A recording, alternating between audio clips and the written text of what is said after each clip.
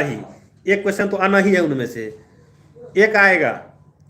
एक HCF LCM निकालने के लिए अभाज्य गुणन विधि से ये भी क्वेश्चन आ सकता है। ये क्वेश्चन अगर 2 मार्क में नहीं पूछता है तो आपको 1 मार्क पूछेगा ही, ऑब्जेक्टिव में आएगा, यहाँ नहीं तो वहाँ कहीं तो आना ही है। 2 चैप्टर। उसके बाद है सबसे वीपीआई क्वेश्चन, जो आपको अपरमेय संख्या पूछता है सिद्ध करने के लिए। सिद्ध करना है कि √2 अपरमेय संख्या है, 3 + √2 अपरमेय संख्या है, या 3 + √2 अपरमेय संख्या है, सिद्ध करना है आपको। तो ये चैप्टर का तो पढ़ ही लेना है आपको, इस टॉपिक को पढ़ ही लेना है, ये आपको पूछे जाएंगे और इजी भी है, इजी भी है। तो इन चैप्टर को पढ़ के आप अच्छे ढंग से अंक आप ला सकते हो। उसके बाद हो गया आपको बहुपद का सूत्र होता है। बहुपद का सूत्र निकालना x² alpha plus beta into x plus alpha beta.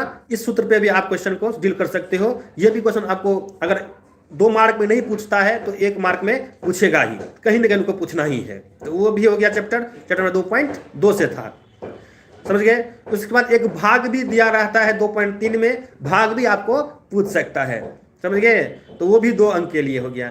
3 point में से आपको एक समीकरण देगा आपको बनाने के लिए, उस समीकरण आप किसी भी मेथड से पूछ सकता है। अगर समीकरण सीधा दे दिया तो किसी मेथड से बना दोगे, अगर बोल दिया आपको बनाना है विलोपन विधि से, ब्रजगुणन विधि से या प्रतिस्थापन विधि से, जिस विधि से बोला आप उस विधि से बना दोगे, तो उसमें भी 2 अंक आ जाएंगे आपको।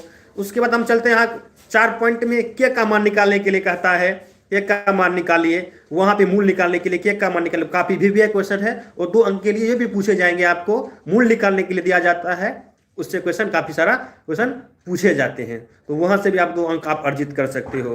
उसके बाद हम 5 पॉइंट की बात करेंगे, 5.1 5.2 5.3, ये तीनों चैप्टर है 2 अंक के लिए पूछे जाएंगे और ऑब्जेक्टिव क्वेश्चन आएंगे, इसमें 5 मिनट नहीं पूछे जाते हैं, तो 2 अंक के लिए पूछे जाते हैं। तो वहां से भी पढ़कर आप अच्छे ढंग से आप समझ सकते हो, तो वहां से भी आप सीख सकते हैं।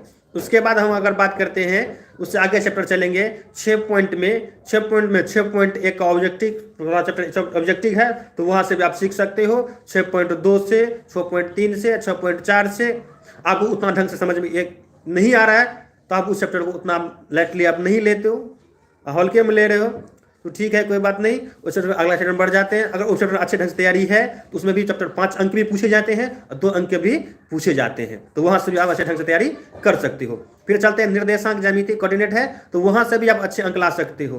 तो वहां से भी आप, ये क्वेश्चन चैप्टर है 2 अंक के लिए, 7.1 7.2 7.3, वहां से भी आप सीख सकते हैं, ठीक है। तो वहां से भी आप सीख सकते हो। उसके बाद हम आगे बढ़ते हैं। उसके बाद आगे बढ़ने के बाद हम एक चीज और बताते हैं आपको, 8.1 8.2 8.3, ये काफी भी क्वेश्चन है 2 अंक के लिए, ऑब्जेक्टिव के लिए भी। और 5 8.4 में से 5 अंक पूछे जाएंगे। 9 पॉइंट अभी बताइए दिए हैं। 10 पॉइंट की बात करेंगे तो इसमें ऑब्जेक्टिव भी आएंगे, 2 अंक भी और 5 अंक भी पूछे जाते हैं ऑब्जेक्टिव। तो ये तीनों क्वेश्चन आएंगे 10.1। उसके बाद 11 पॉइंट से आपको बताइए दिए, रचना है, ये 5 अंक पूछे जाते हैं। 12 पॉइंट से आपको 2 अंक के लिए पूछे जाएंगे, 1 अंक पूछे जा सकते हैं। उसके बाद 13 पॉइंट हुआ, 13 पॉइंट में 2 अंक भी पूछे जाएंगे, जिसमें बोलेगा अभी आयतन दे दिया है, उसे ऊंचाई या त्रिज्या ज्ञात करें, तो उससे इस टाइप क्वेश्चन पूछता है एग्जाम में, तो ये भी आप क्वेश्चन का अच्छे ढंग से तैयारी कर लोगे। 14 पॉइंट की बात करेंगे तो माध्य मध्य का बहुलक का पूछता है, 2 अंक पूछे ही जाएंगे, माध्य निकालने के लिए, बहुलक निकालने के लिए या माध्यिका निकालने के लिए पूछे ही जाते हैं।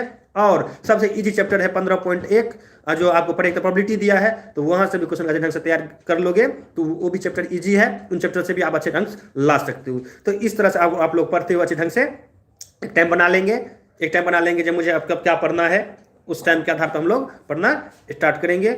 2 अंक के लिए अलग टाइम लेंगे, 5 अंक के लिए अलग टाइम लेंगे, उसी क्वेश्चन को आप पढ़ेंगे, क्योंकि हम लोग के पास अभी समय कम है, ठीक है।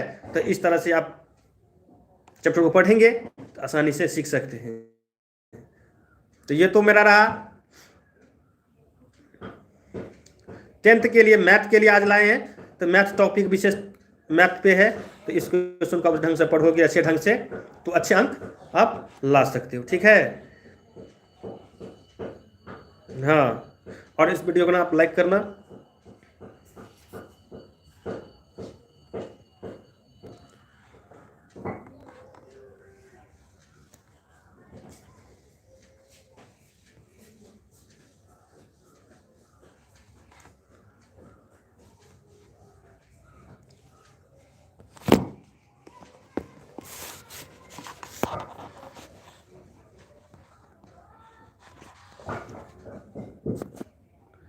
इस तरह से आप पढ़ते हो ना तो अच्छे अंक लाओगे, ठीक है।